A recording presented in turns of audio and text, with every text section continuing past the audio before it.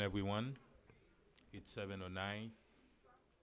This is our regular council meeting, and I think today is December 10th, 2019. This is our last council meeting for 2019, and I hope that we enjoyed 2019, and it's not time for wish yet. Madam Clerk, can you do roll call, please? Councilman Desilme, Councilwoman Estimé Irvin, Present. Councilman Galvin, Here. Vice Mayor Keys, Here. Mayor Bieneme. Here. Mayor, you have a quorum to proceed. Thank you very much. Let please rise for the invocation, followed by the pledge of allegiance with Sergeant Nelson Perez for the pledge of allegiance, and we're going to have invocation first with Major Benson.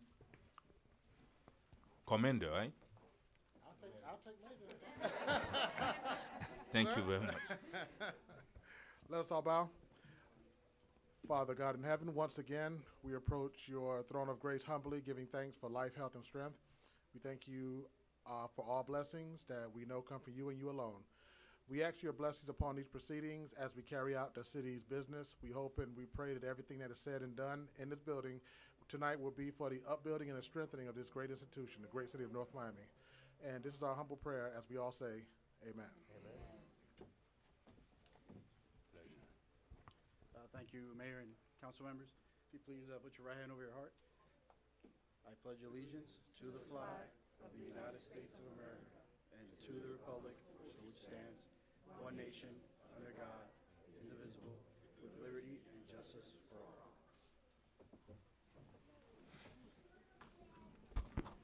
Thank you very much. Mr. Manager, do we have any addition, deletion, or amendment or deferral to the agenda? None at this time, sir. Thank you very much. Now, special presentations. Mayor, for the record, I just want to advise you all that that what is being entered into the record is a presentation or a booklet by Resilient 305, which has been placed on each of your seats.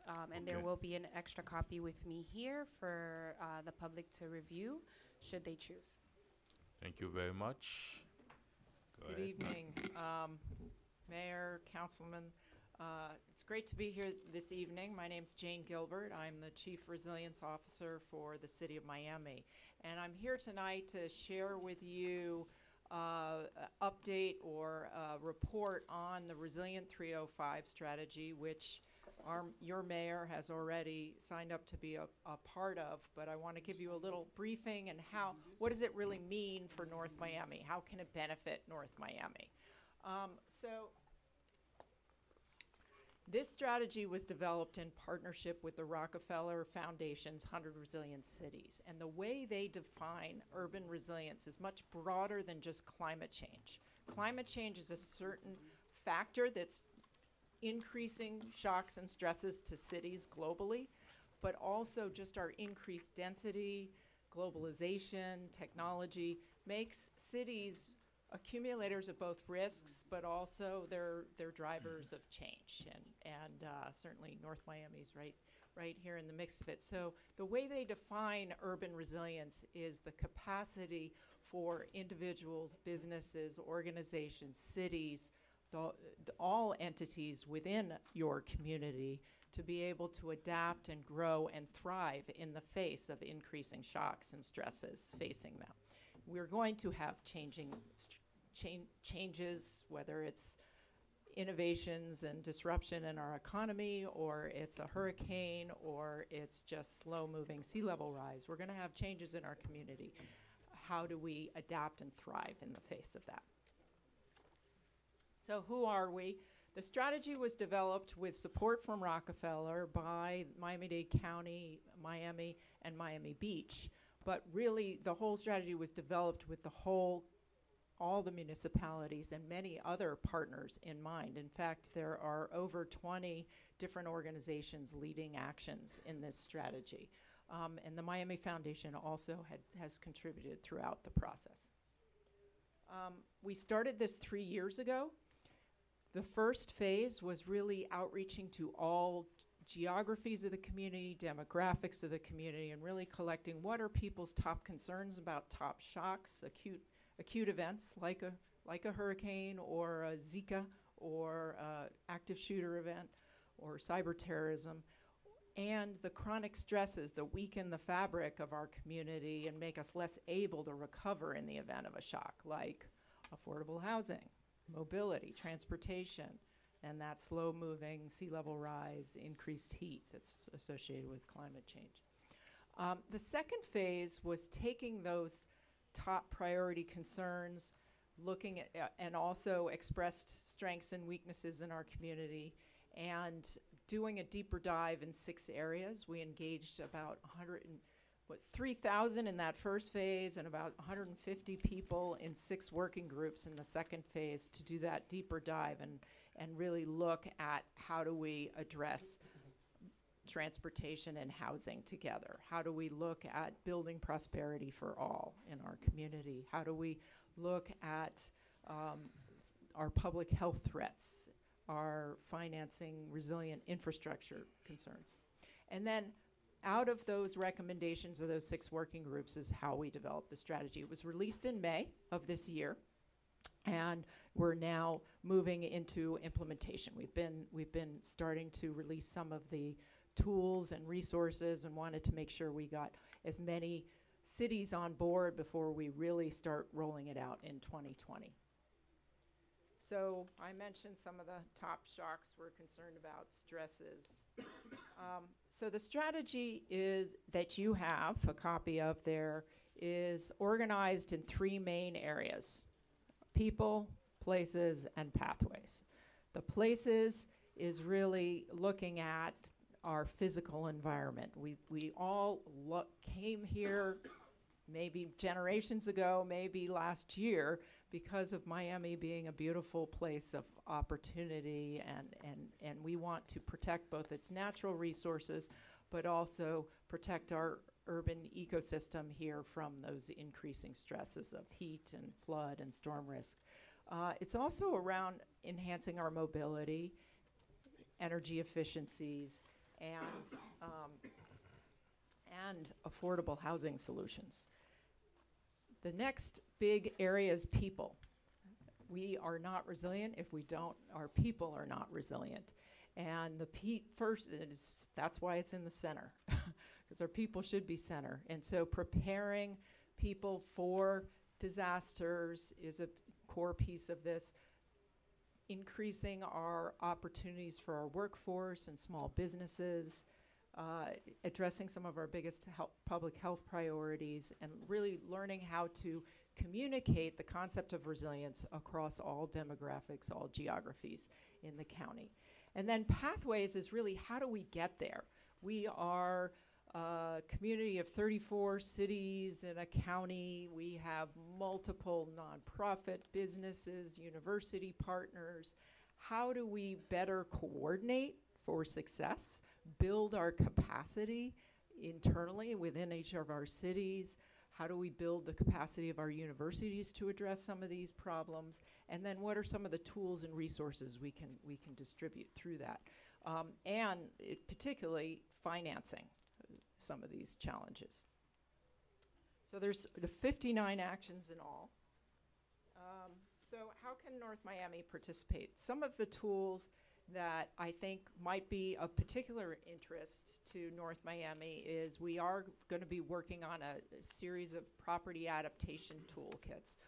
We just got funding to create a toolkit for multifamily affordable housing in partnership with Enterprise Community Partners. So that'll be an online toolkit that can be available for affordable housing owners throughout the county.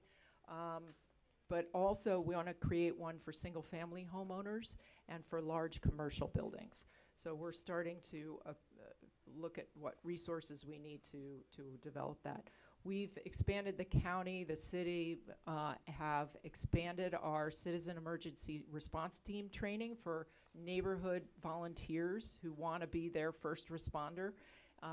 Those are open to anyone throughout, and we really we will be sending more notices. We encourage you to get those out to your networks, to get your residents, your business owners, your community-based organization leaders to be trained in responding to disasters. The county is working on an ArcGIS hub. This is something, not all cities have access to great mapping tools and information and data. We're working with the county to make that more accessible for all the cities so that your staff can make use of that. We also are coming out with a series of tools around planning for disaster, making sure you have your systems in place for the next hurricane season in terms of procurement contracts and various issues, and looking at giving you toolkits about financing resilient infrastructure in the future. And similarly, having a checklist around large development projects to take equity and resilience into account. And the county's working on a sea level rise checklist for all capital improvement projects, whether it's a park building, firehouse, or a stormwater project. I'm not going to go into every action, but you can review those, and if you have any questions, feel free to contact us. So next steps, your city has already reviewed this. The mayor has already signed on to be a part of the Resilient 305 network. We're going to have a boot camp for all elected leaders in the county in February. So you will be all getting an invitation to that. I really encourage you to join us. We're going to be having some leadership from Rockefeller and from other cities in the network to share with us their experiences, and well as getting some outside technical expertise to do some workshops. And then the last is really encouraging your staff. We're starting to do lunch and learn shares. We just had one in Miami Beach around communicating resilience. Encourage you to have your staff attend some of those lunch and learns that will be coming up with the tools in 2020. And with that, just encourage you to stay in touch, and if you have any questions, feel free. Thank you very much. And do you have any question on the desk? So this resilient strategy and plan is really for events or catastrophic events coming up. It's not for planning future. It's not for our environment. It's really just, we have our flood, we have our hurricane, we have something, and this is how we plan so we can recover from it? Is this like a No. recovery strategy? There's a lot of recovery strategy in it, but it is not exclusively that by any means. There is a lot to address, as I mentioned earlier, the chronic stresses around mobility, around affordable housing, around some of our broader environmental stresses, protecting our bay, our coral reefs. So it's much broader than that. It's a collective action strategy that's really about identifying what are the top priorities in our broader community and how do we better inform each other, what are some of the key actions we should be taking. So I don't see anything in here, which is something I'm hoping our city is going to be moving on shortly, is the elimination of plastic, straws, styrofoams, things, pesticides, glyphosates, stop the use of that, which I would like us to do. I don't see any of that type of, nothing like that in this. Yeah, program. that you're right. And while City of Miami is starting to work on some strategies related to that, that did not come up in the broader urban resilience strategy. Because if But we- you're right. If we keep dumping straws, plastic, and pesticides into our bays and canals, we're not taking care of that. So I think that can be addressed through what we're doing around Biscayne Bay, because that's part of the biggest problem in Biscayne, not the biggest. We have nutrient problem in Biscayne Bay, but we also have litter, marine debris, ocean trash, whatever you want to call it, that is those plastics, single-use plastics. And so one of the things we talked about in our steering committee meeting yesterday actually was doing what we call a resilience accelerator, getting all the municipalities, the universities, and nonprofits together to really address what are the biggest solutions to improving the health of our bay. And certainly addressing single-use plastics has got to be one of those. So So putting our cities together, working together, I mean, we're sitting here scared to death to implement any of these for fear of being sued and starting lawsuits Right. and costing the city money, which is my concern because I'm wanting to get things passed. But I think if part of this strategy would to get all of the cities together cohesively and do it, that might be something that could get it done. Yes, and there's a lot we can do to incentivize businesses. Right now, we're looking at a sustainable events ordinance in the city, which you can control what people having events on your own property can do. Which we do. Good, and you can do like an awards program or merit, and I think it would be best if we could do that at a county level and everybody be Yeah, included. We're so looking at, I'm looking at a volunteer program for our local vendors, but if we Great. could countywide do it, it would just make a bigger difference and not hold one of us up for being, a lawsuit. right, So, just my suggestion. Thank yeah, you. thank you. Thank you very much. Sure, thank you. Welcome, glad to see you here. I've got a lot of people in my district that are very, very concerned about, the issues of sea level rise Yeah. and resiliency. First off, the presentation you just made, is that online somewhere where I could tell residents to go look at this information? Yeah, it's at resilient305.com. Okay, The full strategy's there, so anyone can take a look at it there. gotcha. Yeah. What folks that I'm talking to are most concerned with are bioswales and things that they can do to protect their home or their Their property. apartment, the property, right? Are you guys serving as some sort of clearinghouse for ideas? I feel like, first off, I don't think we can get much from the feds or the state. I know that some money has just recently been released, but when you've got people at the federal level who refuse to admit climate change, you're only going to get so much. So we sort of have to take the bull by the horn ourselves as a city. Yes. And I often feel like we're probably recreating the wheel, trying to do different things that maybe Miami Beach already successfully did, Right. or something along. How do we vet an idea that we might have to see if somebody else is already doing it and doing it well? So one thing, if you're not a member of the Southeast Florida Climate Change Compact, I really encourage you to do that. It's a matter of just signing up. But we use a lot of tools and resources. They have trainings for staff, and there's a lot of best practices, case studies, and we typically try to use that as a clearinghouse place because it's also Boynton Beach and Fort Lauderdale that have best practices that we can learn from. It's not just in Miami-Dade County. So I really encourage that, but certainly the door's open. You're right, we need to get better at exchanging information on these ideas. And when you say join that change compact, does that mean Scott should go on their website and get their emails? Or No, I think the city needs to formally, if you haven't, formally become a member and get involved. And you are? Yes. Oh, okay, so you are. Okay, That's so great, just then. take advantage of it. What I'd like to know, you're doing all this. I didn't even know Resilient 305 existed until just recently. So all the great things you've done in Miami Beach, the county, it hasn't trickled down to Right. peons like me. So I'm trying to figure out how I can be more in tune with what's happening and get that information, if you do e-blasts, e-newsletters, social Yep. media. I just followed all your social media channels while I was sitting here. Okay, good. Just so, because we want to do the right things here, but it's really difficult with our resources to know exactly Sure. which direction to take it all in. So Sure. So I do encourage you to sign up for mailing lists, both at Resilient 305 and the Climate Compact. Those would be two places for good updates, as well as the County Office of Resilience website. They put out a huge amount of resources every month of ideas. And then my last question, I'm sorry to belabor all this.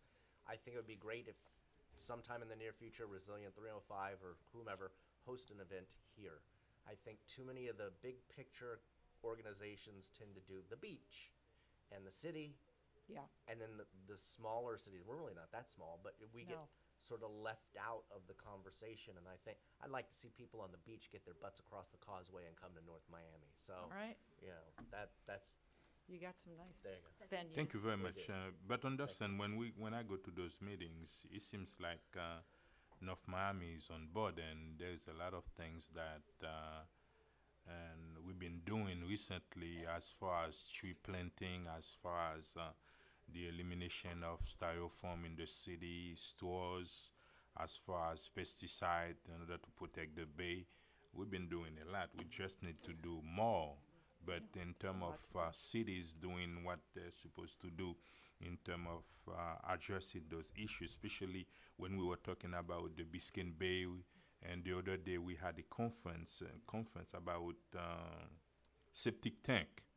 And when you're looking at the study the city of North Miami have done, it seems like we're making good progress when it comes to other places and throughout the county. That's mean we are moving. It's just a matter of putting those information out there and discuss with other municipalities on what they've been doing, and we tell them what we've been doing and put those actions together in order to and for the county as a whole to benefit from that. But we're not behind when it comes to address climate change and sea level rise and come up with those small expenses. Like, I mean, when you're talking about tree, if you're talking about tree planting throughout the county, North Miami is on top of the list by not only putting canopy trees, but putting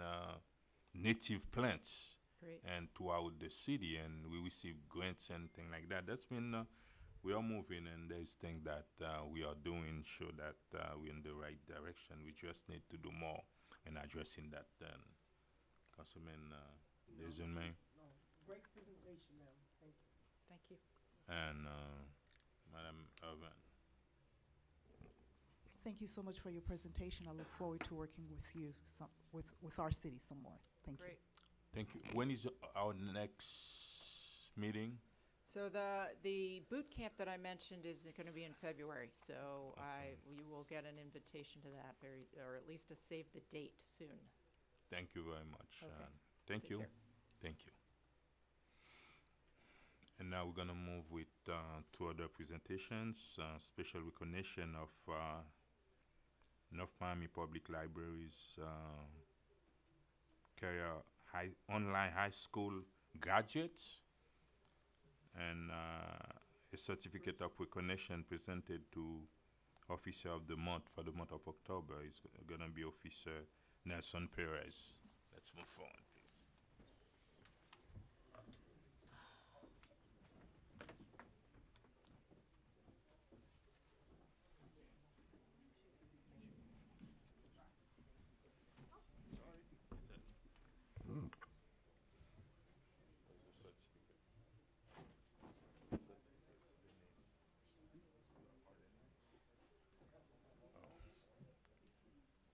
Let me call the names for the certificate of completion for Career Online High School, presented to Martine Alliance. She's not here. Okay.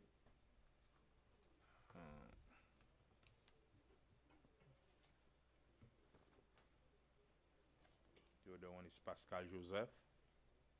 That's. Oh, okay. Actually, we have 5 graduates and we have only one here tonight, right? Two? Okay. You want to say something about the programs, Lucia? Thank you, Mayor.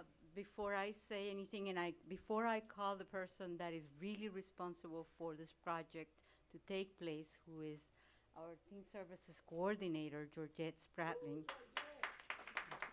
Thank you.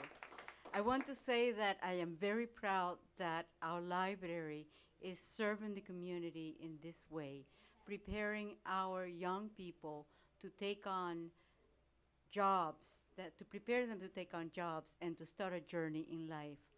It is our mission to provide free and open access to education, information, technology, and lifelong learning. This program is an example of it, and I am so happy and honored that we were able to complete the first graduating class in this project, and Georgette will say a little bit more about it. Georgette? Thank you. When I first was presented with this project from Lucia, it was very exciting for me because I am a person of helping by nature. A lot of these this was actually a first-time program for the library, and a lot of these graduates were not able to complete a high school diploma because of life, because things happen. And I was just excited to help them help themselves on a new journey of life and getting a high school diploma so that they can create better lives for themselves. And hopefully this is something that we can continue to do every year, and you will see us back here next year honoring the next group of graduates. Thank you. Thank you very much. And Pascal, is it?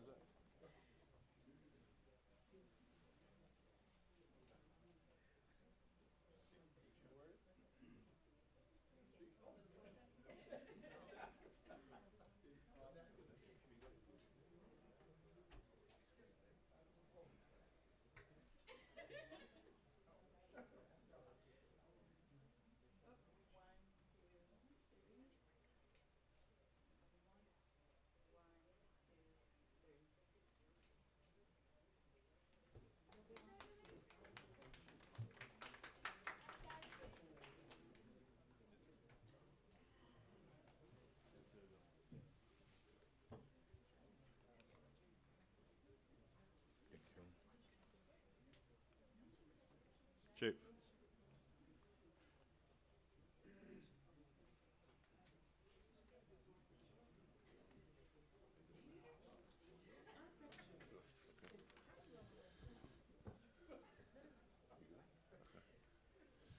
Good evening, everyone. I'm Larry Juriga, the Chief of Police. Tonight we're recognizing our Officer of the Month, Sergeant Nelson Perez. We got woos and everything. That's great. Sergeant Perez is our afternoon shift commander, and he's being recognized for his alertness, vigilance, and his valiant actions in thwarting a kidnapping. And these are extremely rare, but Sergeant Perez was dispatched to a call where a man was seen fleeing in a vehicle, and a woman was waving in the back to passerbys, trying to get their attention, and it looked like he was forcing her into the vehicle. He immediately headed into the direction where the call came from, and about 12 blocks away, he observed a vehicle that matched the description. He got behind the vehicle and, we say, lit him up with his overhead lights, and as he got behind it, the vehicle blew right through a red light, so he knew the call was severe and was an actual good call. He saw a woman in the back waving like she had been originally, trying to get people's attention. She actually opened the back door and tried to jump out a few times during the chase. And understanding these situations, your heart rate gets going as an officer. You have to pick up on everything, on the people in the car, on people who are walking down the street, the other vehicles. But he kept calm, gave direction to travel, and the vehicle and the driver in the vehicle ultimately lost control, crashed into a tree. The subject jumped out, took off on foot. He was quickly apprehended, and we were able to treat the victim, who indeed had been kidnapped. So Sergeant Perez saved this woman's life and did a tremendous job for our community. So please join me in congratulating him.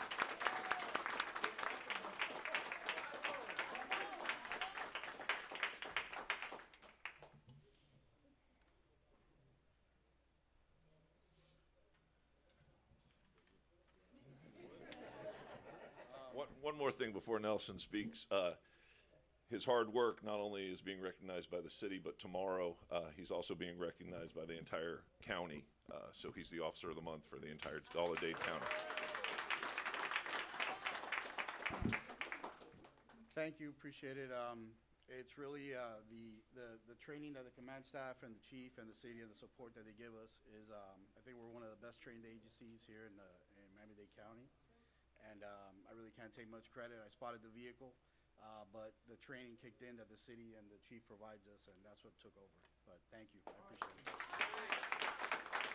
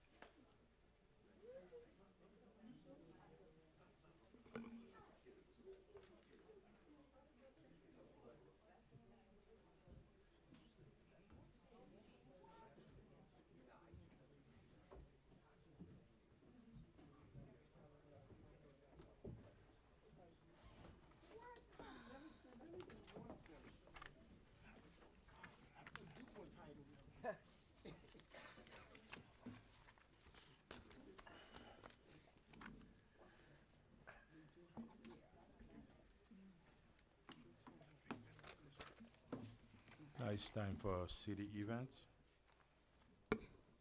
Good evening, Mayor, Council, guests, North Miami neighbors. My name is Cassandra Timothy, Public Information Officer, and I am here to share some of our city's upcoming outreach program, initiative, and events. The So and So Quilters and Craft Group will host its annual Quilt and Afghan Donation Day at the Griffin Community Center on Wednesday, December 11th at 10 a.m. Your support is requested. All items will be donated to the Lotus House and the North Miami Foundation. Celebrate the grand opening of North Miami's first repurposed flood-prone lot. The Keeping Current Festival, which promotes climate change by design, will take place here in North Miami on Sunday, December 15th from 1 to 5 p.m. at 901 Northeast 144th Street. Celebrate the transformation of this previously vacant repetitive lot into a community space and water retention site at its grand opening. Don't miss on design tours, music, food, and more. North Miami Mayor Philippe Bien-Aimé and Councilwoman Mary Estime Urban will host the annual holiday concert and toy distribution at Griffin Park on Monday, December 25th at 6 p.m. December 23rd at 6 p.m. Enjoy musical entertainment, live performances from local youth group, and a visit from Santa Claus himself. The deadline to submit your tour donation to the AIDS Ministry of St. Stephen 13th Annual Tree Donation is December 12th. To participate, just visit City Hall lobby between 8 a.m. and 5 p.m. Monday through Friday to take a name and leave a gift for children of families served by the Food for Life Network, an organization providing food and food vouchers and meals to individuals and families living with HIV or AIDS. The City of North Miami cordially invites you to the 2019 Menorah Lighting hosted by Vice Mayor Carol Keys on Thursday, December 26th at 6:30 p.m. The ceremony takes place in the Mocha Plaza. Stay up to date with the latest happening in our city by visiting northmiamifl.gov and click on the Connect with NOMI icon where you can sign up to receive our free monthly newsletter. Residents may also like the City of North Miami on Facebook, Instagram, and Twitter. See you in 2020. Thank you very much. And city projects, hurricane preparedness, none of those. No updates, sir. Thank you. Consent, tab A to J. Can I hear a motion on the consent agenda? So moved. Second. Madam Clerk? I don't have a second, Mayor. I did. Second. Oh, okay. Thought he was asking. I have a motion made by Councilman Galvin to approve the consent agenda. The motion was seconded by Vice Mayor Keys. All in favor? Aye. All opposed? Item passes with a 4-0 vote. I had a question, that's fine.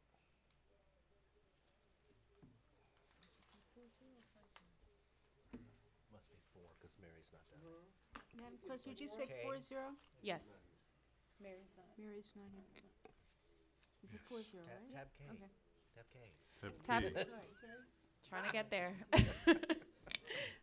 Tab K, proposed resolution of the mayor and city council of the city of North Miami, Florida, authorizing the city manager and city attorney to terminate the bifurcated ground lease between the city of North Miami, Florida, the Oaks One at Biscayne Landing Condominium Association, Inc., and Royal Oaks Lane, Biscayne Landing, North Miami, LLC. authorizing the city manager and city attorney to negotiate and execute the sale and transfer a fee simple interest in each of the condominium units to the applicable owners, providing for an effective date and for all other purposes. Tab K. Through the mayor. As you know, about a year plus ago, we received an offer from the Condominium Association at the Oaks, more specifically from their trust attorney, Mr. Andrew Hellinger. We revisited. I got actually a call from Councilman Galvin, and in a response to an email to revisit looking at this sale again.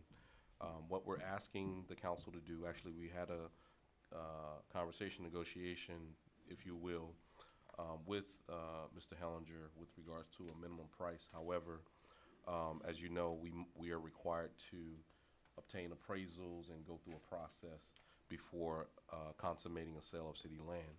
So we're asking that you give us direction tonight via this resolution to pursue taking the remaining steps that need to be done in order to come to a final number and ultimately to get to a sale. Right now, in the staff report that's included, we've asked for a no less than $8.2 million figure. However, I've already spoken with an appraiser who actually worked on the appraisals in the area, some that you're familiar with, in particular the ones that were previously done with the Solomia, but at our direction now. So I just ask for your consideration of the item. Thank you very much. Public hearing is now Tab K. is open on tab K. Good evening, Oh, we Mr. have a Mayor presentation. and council members. I'm Andrew Hellinger. I'm 283 Catalonia Avenue in Coral Gables. I am the receiver of the 151 at Biscayne Condominium Association. I've served in that capacity for 10 years. Originally, the association was in financial ruin. Court appointed me to fix it, repair it, finish the construction that the developer didn't do, and unit owners have asked me to stay on in that capacity with the consent of the court for 3 items: some upgrades to the property that are needed due to disrepair, and the potential buyout of this land lease. What the unit owners ask that we do is to present to the city to be treated exactly the same way that Mr. Lafrac and the Soleil Mia organization have been treated. So they were originally under a land lease. They were allowed to buy out that land lease to build their apartment buildings, which could later become condominiums. In this situation, the land lease for the 151 at Biscayne condominium owners, they pay $125 a month, $1,500 a year, and they do that in perpetuity. So just like was done for Soleil Mia, we were able to use the appraisal and analysis done in Soleil Mia, come up with a valuation that I spoke to the manager about, that places the value, we think, on a cash flow value, a net present value of the future cash flow stream at $8.2 million. And the manager's done a good job. A few years ago, when we first made a proposal to the city and mayor and council, we had proposed a $5.5 million purchase price. Why? Because there was lots of disrepair and things had gone on in the building and values had decreased, etc. So what we're trying to do is have the city recognize that the residents in what is now Soleil Mia but used to be Biscayne Landed should be treated the same. They should have a fee simple interest to their condominium. That the purchase price ought to be similar to what was the purchase price for the Soleil Mia group when they purchased, and there's history there to support that. The manager has asked council for the authority to go out and do the appraisal process, negotiate with us, and get to a final agreement, and we request that you grant him that authority. Thank you. Oh, and I can answer any questions about the association and process we've been through if you have questions. Okay. William Prevotel, 11950 North Bay Shore Drive. Little scary when I hear the reference to the Solomia Group. It was a few years back that I remember standing up here and arguing that, wow, that's city property and we can't be giving it away. As former Mayor Frank Wolin said, that was the legacy of this city. And what we did at that time, and I remember being here, I remember looking at Aleem Ghani when he made the argument that we will not value this on what the actual value is, but we'll value it on this god-awful lease and what the face value of that is. No one really came up with the fact that that land that we had exchanged back then wasn't worth 20 million, but in 99 years and 200 years was well over $1 billion. And we relinquished that quite readily with very little fight.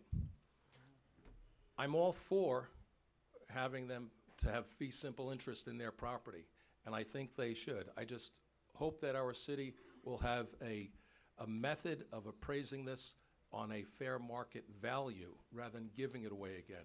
To go to the lease is sort of an insane gesture. Why don't we go to it and say, well, if you were going to build these buildings with this many units at this height and such, what would that land be worth? Much more logical way of doing it to get a true present-day value of what that land is. I'm not doing this to slight those people, not to slight our members of the council, but this is an earning stream, an income stream of the city of North Miami, the people of the city of North Miami. If we cut that short, we're cutting the income to those people who may need it the most. And I ask you that please be vigilant in pursuing this. I fully welcome going ahead to do this, but please, let's make the most of it. Let's not give it away again. Thank you very much for your consideration. Public hearing is still open on tab K.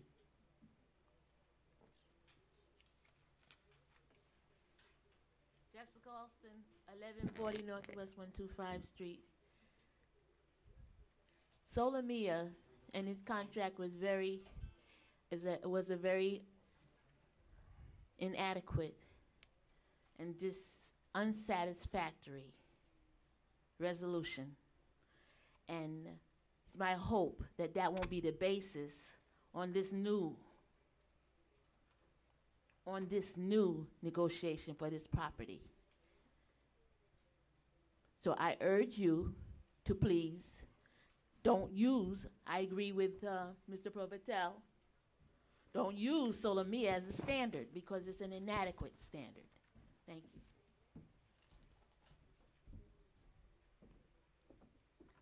Hi, I'm Sylvia Londano, 14951 Royal Oaks. So I have had to suffer the history of Biscayne Landing, and therefore I want to give you all the other side of the story, which is that our apartments don't get value. So we invested in a swimming pool, which we had already bought. We invested in a room so that we could get together, which we had already paid for. We had paid for a gymnasium, and not only that, we paid for a whole bunch of amenities that we're never going to get, and a piece of land that we're not going to be able to use either, that was supposed to be huge. So we have really suffered, and from here onwards, I think that the city should do whatever the city has to do. But if, in our case, where we trusted the city, we have suffered for more than 10 years, I feel that we deserve the same treatment that was given in the past. So I really hope that you help us. Our apartments, at this point, we paid up to $600,000 for them. As of today, we cannot sell them for $250,000. We have all lost immensely. And I think that it is time for the city to give back to us too. So please take that into consideration. The suffering has been enormous. We have a swimming pool from a year ago. Thank you. Thank you very much. Public hearing is still open. For anyone else who wishes to speak, we do have 2 podiums available, so you can start lining up. My name is Mr. Chawla. I live in Biscayne and 151. Lived there for the last 10 years, bought a condos and invested too. You know, the city, some people come and say, oh, they can do this, that, but our property values, property values are going down, and some of the condos are selling, like Sylvia was saying, the condos are selling at much less the price than it's supposed to be. We are doing everything we can, and all we are saying is give us the same benefits like we give it to Solemia. We're not asking for anything. And it's a short-term thing. If you try to do the other way, the property will go up because they cannot get a loan. People cannot get a loan over there because they said it's a land lease. The bank stay away. I mean, you know, it's your city, and if you don't take care of it, it's your property. You're getting a lot of tax dollars from there. Your property is going to go down. Short, long term, it's going to be a loss. Thank you very much. Thank you very much. Public hearing is open on tab K. Public hearing is now closed. Question? Yes. First, I want to say to Mr. Hellinger and Sylvia, thank you for your patience. This has literally been a decade-long process, as was referenced. I think to equate this with Solemia is a little bit unfair because you all were promised things as property owners under the Biscayne Landing managers. It was a decade after they bought. Flyers were circulated, and you and other owners of those condos bought, sight unseen sometimes, amenities that weren't built for you when the building opened. There was no pool until just recently. There was no guardhouse until just recently. There was no rec center until just recently. So people invested their money in thinking they were getting something else, and it took a lot of negotiation between this city and the former Biscayne Landing managers to get them to give up some land so a nice pool could be built. I think this really just goes to allowing you more flexibility in the future sale of your units or anything like that, just increasing its value. You're gonna, okay, and I was just gonna, this just is what the city promised you and the Biscayne Landing people promised you several years ago, I believe, and we're just bringing you to current time. So thank you for your patience, Sylvia. It's nice to see you here tonight. How many times have you been here over the years? No, you're welcome. Sure, no, and I hope the council will support this tonight because at the very minimum, what we know already is that $8.2 million will be coming to the city, and for anybody who is concerned about our financial bottom line, $8.2 million minimum is a nice place to start. So, well, yeah, Thank you very much. Yeah, we can't do that without a vote. But thank you, council members. Vice Mayor. I'd also, just background, because I've been involved with the Oaks since the beginning, not necessarily on the council, but 100% involved with the owners of the Oaks. You cannot compare this to Solemia. The Oaks were built. Their lease was done long before the Solemia people ever came. So they actually have no right under that lease to buy like Solemia. But that's besides the point. There's 400 plus residents. Was it 450 residents? 373 units. Okay, there's 370 owners there who have really suffered. Bought sight unseen. How about when they bought it? There were no catwalks. There were beautiful windows, pictures. It was gorgeous. What they got that they had already paid for was not what they were promised by the previous developers. And if they didn't buy, they were going to lose $100,000 or more of their deposits. Right now, if we turn around and sell what rights we have in the lease, all we can get is the present value of lease payments. Now, we did that with Solemia, and that's where they're asking for us to do a similar purchase. But we can't sell this to anybody else. All that this lease and these payments are worth to us is what we're going to receive for the next 100 or 200 years. If we sell our lease, we immediately start getting tax dollars. we are going to increase the value of the apartments because they're no longer subject to a land lease. They will be able to get financing. The value of the apartments will escalate considerably. Their property values, what they paid for these condos, I know, are so much less than what they paid for. And I say, we're not dealing with a developer. We're not dealing with a developer getting ready to make millions and millions. We're dealing with our homeowners, our residents. Sylvia has lived there. Sergio, you've lived there for 10 years. These people have suffered. I don't want a nickel and dime, and we're entitled to the lease payments. And I'm going to support our residents. I'm going to support 370 of our property owners tonight and not worry about getting top dollar. And when we're not giving the land away, we are going to increase the value, and we're going to get tax dollars. Please, thank you very much. And Yeah. nobody said we're not gonna work with the residents. It's just a city property. We just wanna negotiate in good faith. That's what we're doing. And $8.2 million, and that's what they offer or they propose. But that doesn't mean that's what they're gonna pay for it. And I spoke with the manager and said you're gonna come up with an appraisal. That's when after the appraisal and you negotiate, that's when you're gonna come up with the right number. Correct. Okay. Yes, sir.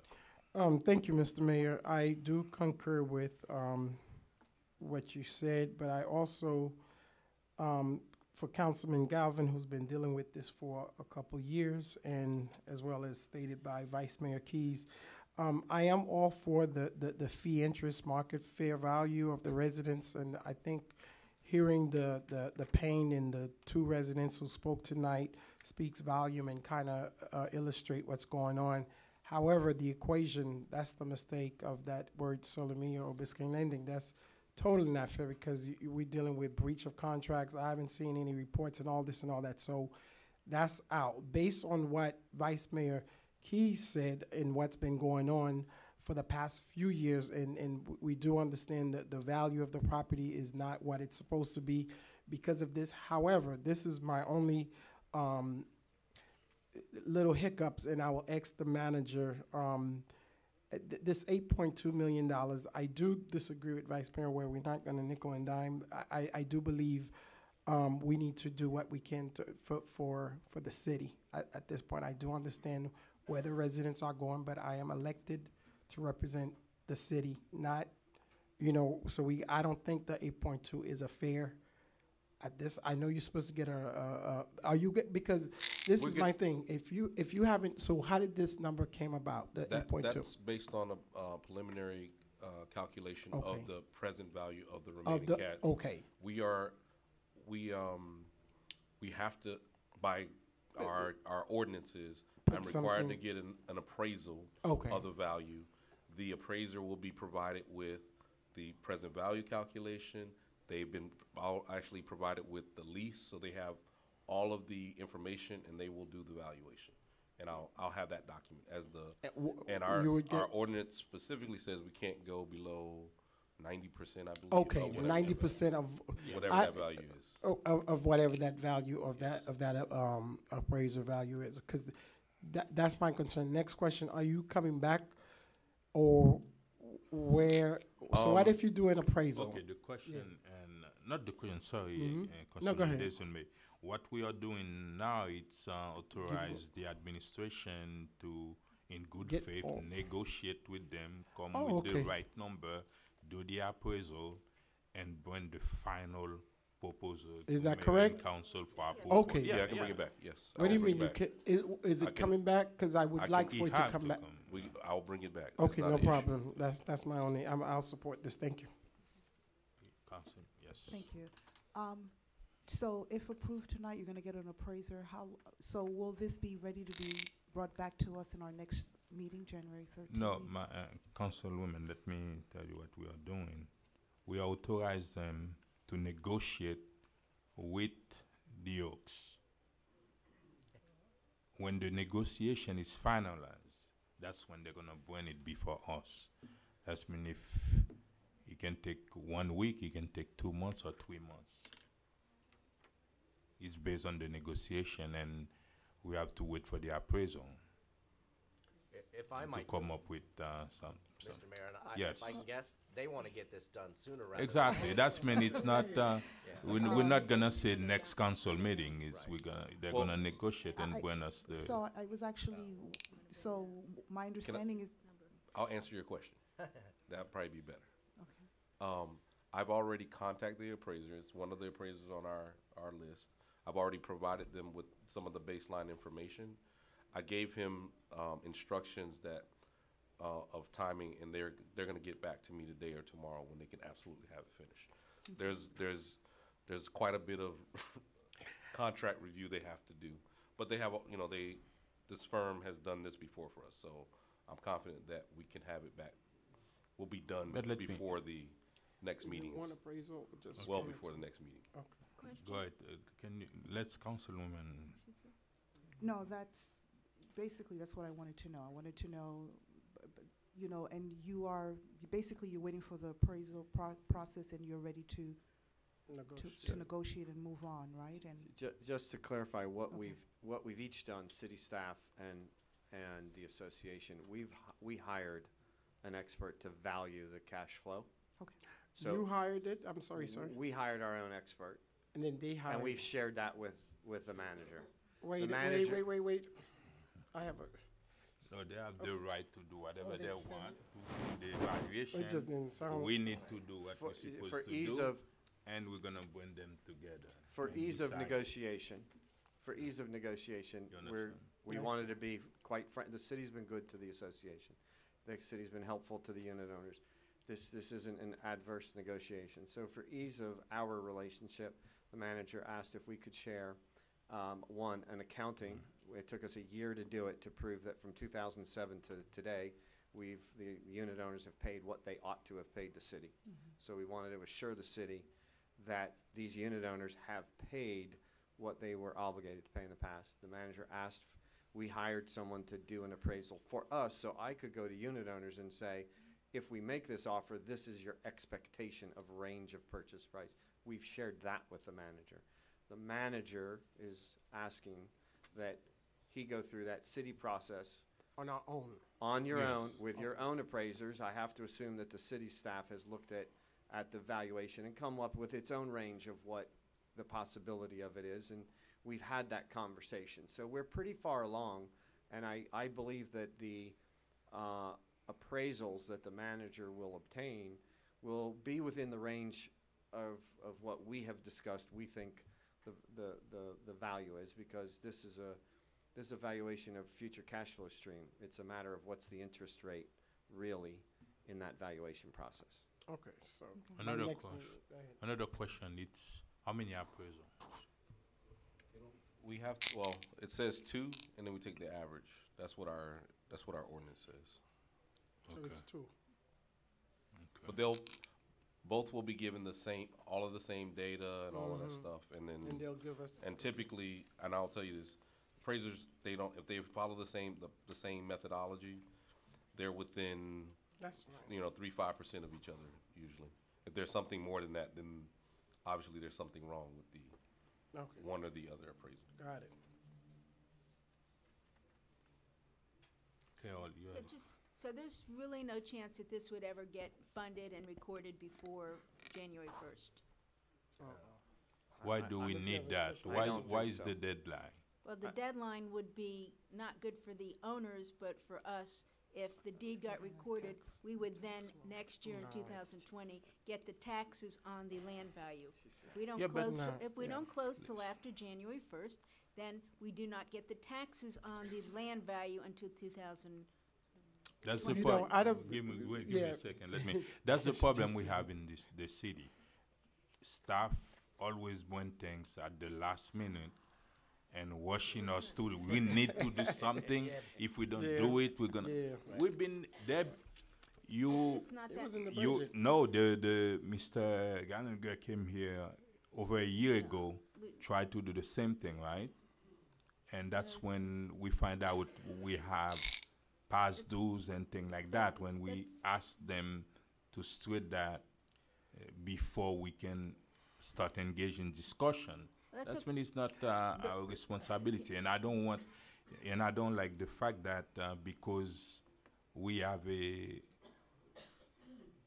in a financial situation with our budget, we have to rush in to cut a deal so I'm gonna- we can adjust that. So Then what I'm I gonna don't- say is I don't wanna rush into it. We're not gonna get it done. So let's just go ahead, get our appraisals and. We're gonna, yes, that's when we're gonna do it the right way. We wanna negotiate, we wanna come up to a solution, but not just tell me there's a deadline for December and whatever, for whatever the reason is. Yeah. And the budget, when it comes to the budget, we need to address the deficit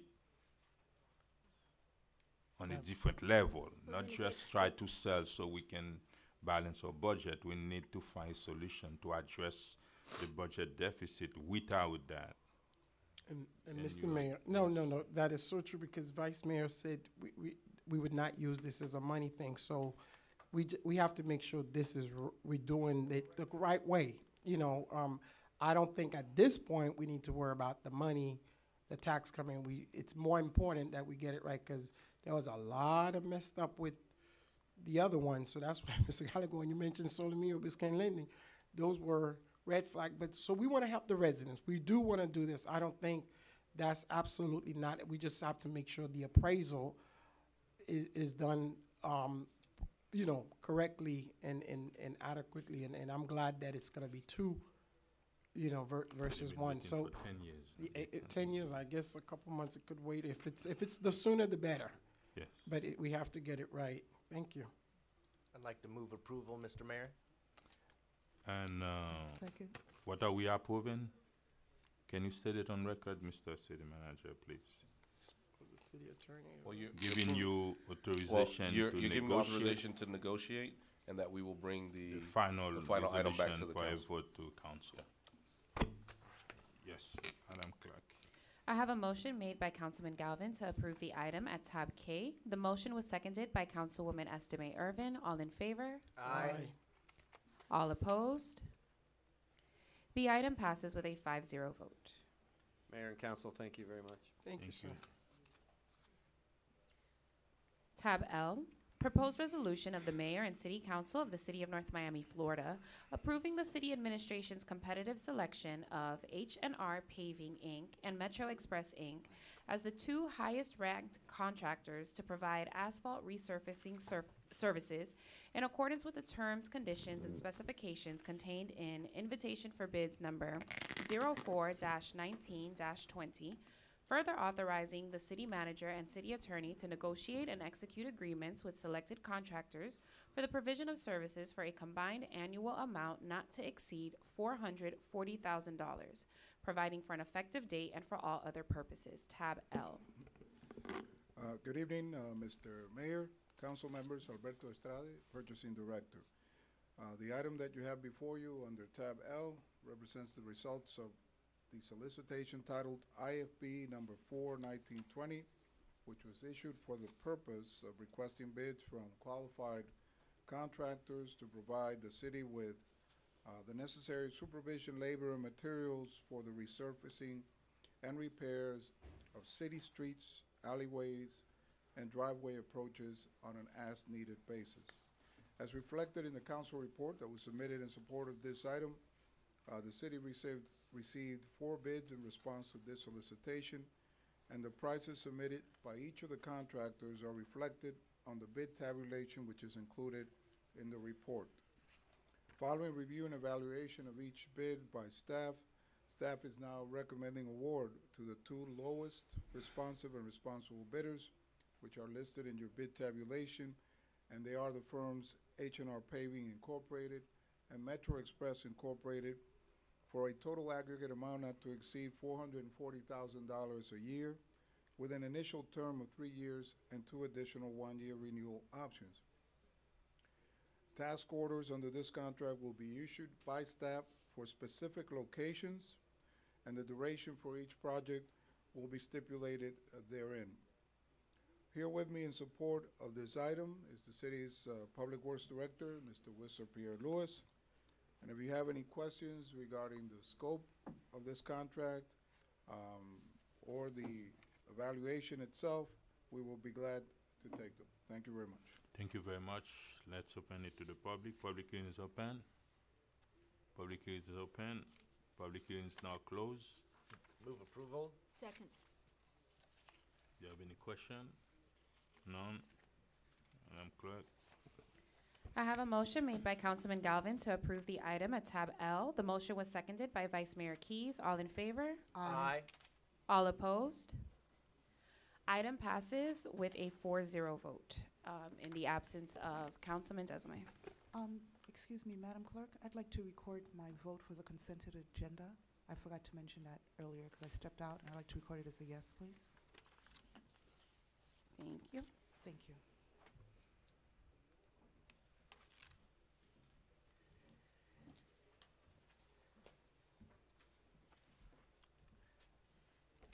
You wanna record? Tab M. You wanna record Councilman Desmay for a moment?